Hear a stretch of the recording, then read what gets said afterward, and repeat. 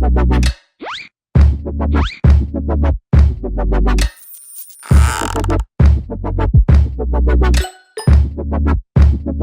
everyone, Board Game Brody here with Let's Table It, where we get games to the table, like Super Kawaii Pets, brought to the US by Arcane Wonders. In this game, you and your friends are in charge of helping to heal, feed, and love these sad animals that you might find throughout the game, which will eventually make them happy animals as well. Here's the game setup. Here you have 3 different stacks of sad animal cards that you can claim to help. How do you help them? Well, you use the help cards to fulfill their needs to make them happy. So there is a sad animal side of a card, and then you will be fulfilling their needs, and you will flip it over to the happy side. Lastly, these are the location cards that will be claimed throughout the game to gain more points when you have the listed types of animals in front of you. So on your turn, you will be able to draw 2 cards. These can be 2 help cards, 2 sad animal cards, or one of each. These cards are placed in your hand. Then in whatever order and as many times as a player wishes to perform the following actions, they can do so. First, a player can play an animal card from their hand out in front of them. When doing this, they will gain any draw effect shown on that card. This will be shown in the top left if there is one present. Next, you can flip one of your sad animal cards placed in front of you over to the happy side if you play the shown help cards from your hand, placing them into the discard pile. Happy animals will show points that you score on the bottom left, and the type of animal it is shown on the bottom right. This will be a dog, a cat, a rodent, or a star, which represents a wild, which can be used to represent any of the 3 types of animals for the location cards. The type of animal is important because you will want to obtain location cards that show those type of animals. This is not a card that you will be drawing at the beginning of your turn, but rather an action that you can take in any order after if you have the listed type of happy animals shown on that location card.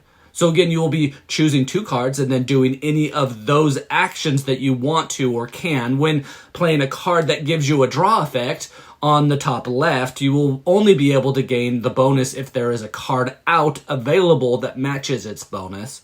For example, if it shows a type of help card, you can only gain it if one of the 3 cards available is that type of help card that you can take. Also, with the effect of drawing a card of the listed color, you will have your choice of the top animal of that color or any help cards of the same color if there are any.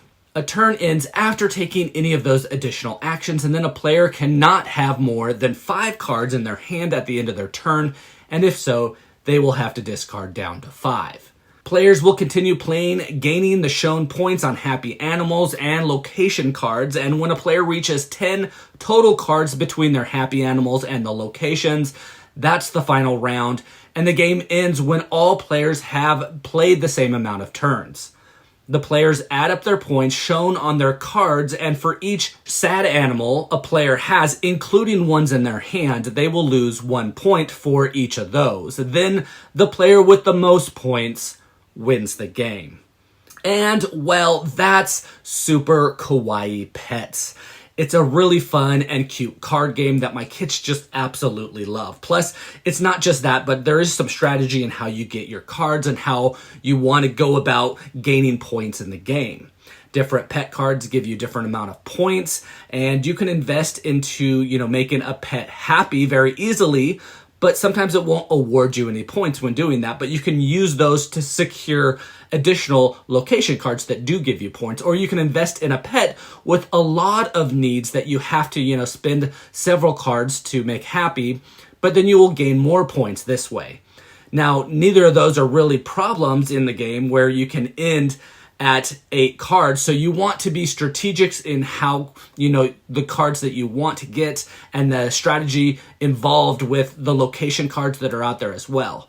Now you can luck out with locations that come out when, you need them, but sometimes it's the opposite as well. So the strategy is used to use your 2 cards towards gaining something towards your goal. Many cards provide more bonuses and can help you with your other pets as well. there are only 3 stack of pets available. So you might want to, be selective in which ones you take, not only for the kind of pet so that you can gain the location card that you want, but also for the type of needs, as you will need to gain those help cards as well. Then those bonuses that you want to, help take advantage of, but you can only do that when something is out and available to get it.